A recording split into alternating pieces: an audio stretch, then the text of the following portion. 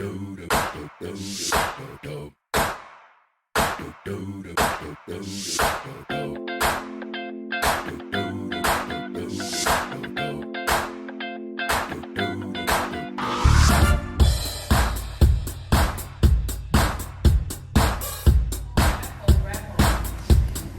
I want you to look at them and I want you to tell them it's good to touch an original. And then you look at them and you tell them, you knew who I really was. You take me to lunch tomorrow. You take me to lunch tomorrow. Okay, you guys can sit down. So first of all, I would like to thank Dr. 18 for having me, for inviting me out. I do not take this lightly. It's such a privilege to even know this wonderful woman. I know you guys maybe see her all the time, but she is an amazing woman to know, so thank you very much.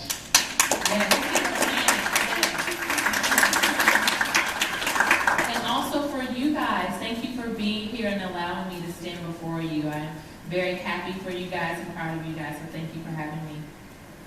So the whole reason for me speaking today, I just wanted to share a little bit about my story. Nothing too deep, I just wanted to share some things. I live here in Naples. I'm from Atlanta, Georgia. That's why you heard all the Atlanta accolades.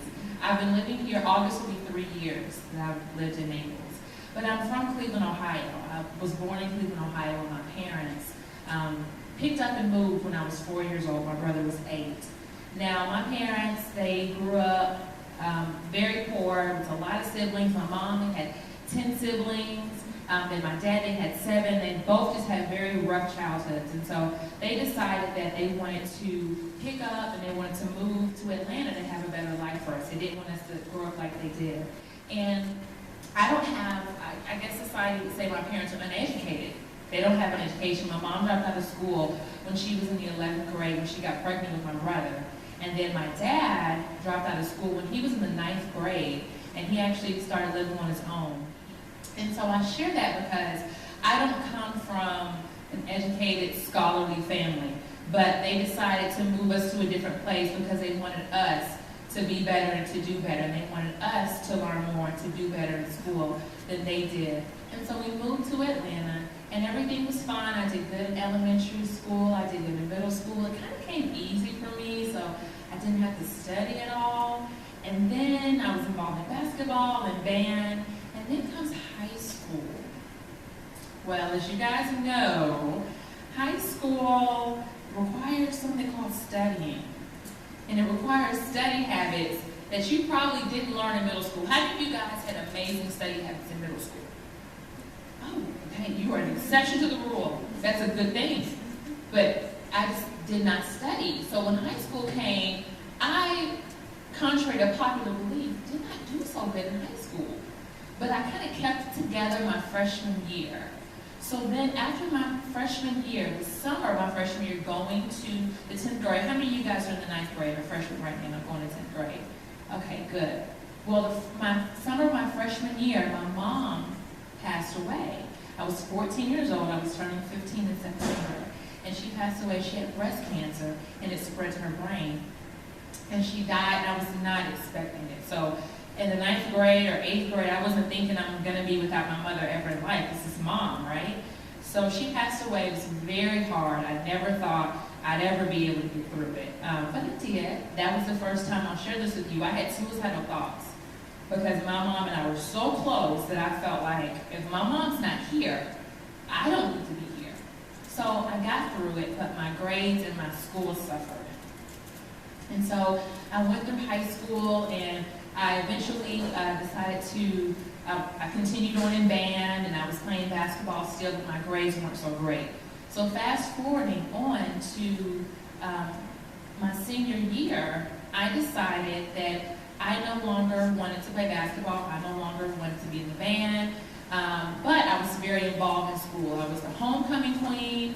Do you guys have senior superlatives here? Yes. Okay. Are you a senior superlative? I'm always a senior superlative. Okay, I hear you. But I was a senior superlative of most likely to be remembered. I guess it's me being so tall and loud. But I was voted most likely to be remembered, and I was a part of, you guys do the news in the morning, I was a part of the news crew, I worked in the attendance office, but I was horrible in the classroom. I didn't want to study, I didn't want to do my work. It no longer came easy for me, and I just didn't know why I needed to study and why these people wanted me to do so good in school. And so I remember like it was yesterday, it was close to graduation for me, and his name was Coach McMichael. He was a young coach, he was very cool, all of us loved him, all the seniors loved him. And what I didn't know is that your senior year, whenever it's close to graduation, like that second semester, like maybe it would have been like maybe January or February, like this year, you're a senior. I'm in the lunchroom, and he comes up to me, he says, H, come here, and I go over to him, and he says, are you okay? I say, yeah, I'm fine. And he says, are you okay with graduating? I'm like, I'm looking like, how do you know my grades aren't good? He says, you're on the list. And I said, what list? And he didn't tell me, but I'm thinking, so I figured out later that whenever you have a senior, or you're in the second semester of school and it's close to graduation, you have seniors who are on the brink of not graduating, you make the list. So I made the list. You guys have that list still? Oh God, see? Well, I made that list, and I'm the homecoming queen on this list, y'all. The homecoming queen's on the almost don't graduate list. The senior superlative, most likely to be remembered, yeah, for not graduating. You know what I mean? Like, I'm on this list. I'm on the news in the morning. Good morning, everybody. I'm on the list, right? And I'm like, what am I going to do? Well, I got through it, guys. I did graduate, just so you know. I did get my diploma, and I did graduate with my class. So that was good. I got through it. But I just want to share a couple of things. I told you that story to share a couple of things, that I am not speaking to you from a place of being a super smart person, and that I just came from, you know, my parents went to great schools and they have degrees. I was the first person in my entire family that ever graduated from college. That was a big deal. My family didn't have education. And so it's just something that you have to pull out of yourself. So this is coming from a place of experience of what not to do, right? And then also what to do better. So the first thing that I want to tell you really quickly is to embrace your uniqueness. So everyone came to earth with this unique DNA, right? So even though you may look like mom, you may look like dad or grandmother or whoever, you have your own DNA. No one in the whole world out of 7 point however many billion people on the earth share your DNA. So I know right now, even when I was in high school, we live in a society where, you know, everyone wants you to look like who's on TV, and you're encouraged to emulate what you see in the media, and, you know, all the stars and the Beyoncés and the Kim Kardashians and the Katy Perrys and the Jay-Z's. It's like everybody wants you to kind of look like what the people on TV look like. And when you do that, you diminish your value. So I just want you to know that you being unique and you being who you are is what gives you value. So let me ask you guys a question. So what's like a really, I'm going to say ladies, I see mostly ladies over here, so don't feel bad, gentlemen. But let me ask you this. What's like a really nice purse? Maybe an expensive brand that you like, and maybe you want to buy, or maybe one day you like, or what's like one of the popular ones now? Michael Kors. Yes, Michael Kors. First somebody said Michael Kors. Okay, Michael Kors. Okay, so everyone's carrying Michael Kors bags, right? So how much does a really nice Michael Kors bag cost? Like $300. Okay, so let's say you get a Michael Kors, or you want a Michael Kors bag, it's $300, and you say, this is nice, it's valuable, but I can't afford it, all right? But then, I don't know if you guys have this here, but I know in Atlanta, you know, you can buy knockoffs everywhere. You guys know what knockoffs are? Yeah. Does everybody know who does not know what a knockoff is? That is a purse or a bag or a product. It could be any product. It could be a shoe. It could be a belt. That is the replica. It is a counterfeit. It's not the real thing. So if I come up to you and I say, I have this knockoff Michael Kors bag, and you say, okay, good, because it looks just like Michael Kors, but you know it's not real, and you say, how much is it? And I say, $350. Would you pay that? No. Why? It looks like Michael Kors. It has the same MK, same zippers. Well, not really the same, but it looks very close. Why would you not pay that? Hello? Oh, it's not the same quality. So do you see how when something, you make a replica or a counterfeit or a copy of something, it instantly diminishes value? That's the same thing. So that's how important it is to embrace your uniqueness. The second thing is to get a mentor. I did not have a mentor, you guys. That's so important. A mentor is somebody who you aspire to, how can I say this? You like their traits, you like what they've accomplished, you like what they're doing. It's not somebody who you try to emulate. Like, you don't try to become that person. You may like what they do and their traits and their habits, but you don't try to become that person. You become who you are, just better traits. Does everybody understand that? A mentor is the difference between success happening for you in 5 years versus 1 year or 2 years. Like, for instance, I've been mentoring young ladies, and I can teach them things that maybe took me 10 years to learn. I can teach them that in 6 months. I can say, okay, here's a hurdle, here's a bump in the road, here's a ditch, don't do that, don't go here, go this way, go that way. You're still going to, explore on your own, but having a mentor that you can just bounce stuff off of and say, hey, what do you think about this? And you may have more than one mentor. You may have one mentor that maybe is in the career field you want to be in. And then you may have another mentor that maybe is a very positive person that has really high self-esteem and you need help with how you view yourself. It just depends. But a mentor makes a world of difference. I did not have that. I know people have heard stories that they have mentors and they totally went from one direction to the other, meaning their lives could have went down a very bad path, but their mentor helped keep them in shape. And a mentor also, you want to make sure they understand who you are, and you want to make sure they appreciate your uniqueness and push the greatness in you forward. So the first thing is embrace your uniqueness. The second thing is to get a mentor. Third thing is to stay involved in extracurricular activities.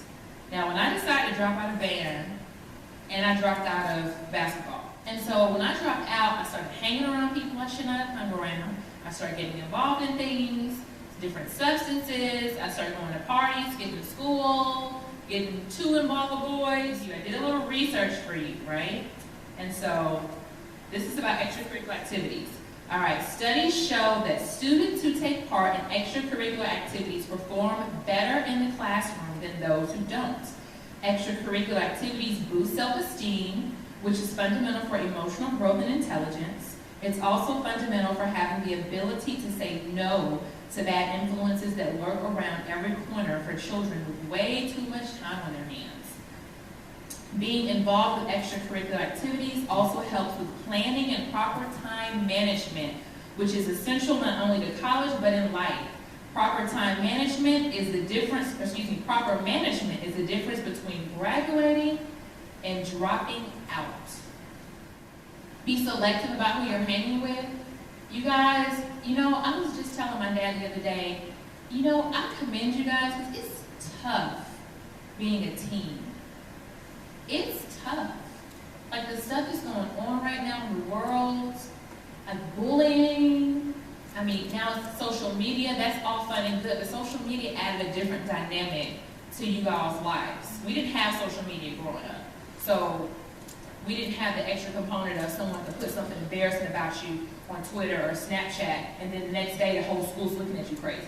Like, you know what I mean? Like, that stuff exists, and it's tough. So be selective. I was at a school the other day, and it was a young lady. She was being so mean and ugly, and it's like she was the mobster. She had these little followers behind her. They're just following her like little ducklings, just not saying anything. And I told them, you don't have to be her friend. She was mean and ugly, cursed at them. You don't have to be her friend. Your friendship is a gift. If someone doesn't treat you right, cut them off. You don't have to deal with anybody treating you bad, talking about you, calling you stupid, dumb, idiot. You don't have to deal with that. If someone doesn't appreciate your friendship and doesn't appreciate your uniqueness and appreciate who you are, it's somebody else who does. Goodbye. People come and go. They come and go. So choose your friends and don't let anybody influence you. And the last thing is just to persevere. Who can tell me what persevere means? I said stick to something. Yes, to stick to something, to keep going, even in the face of difficulty. That's the thing. Not just to stick with it, but to stick with it even in the face of challenges. Even when it's hard. I tell students all the time, Oh, it's so hard. Can you show me hard? Can you show it to me? Not, oh, this work is hard. Show me hard. Touch hard for me. Can you show me what's hard? So hard doesn't mean it's impossible. Hard just means you push through it. There's no such thing as, oh, it's hard. You still get it done. That's what persevering is. So you're going to have tests that come. Tests and challenges.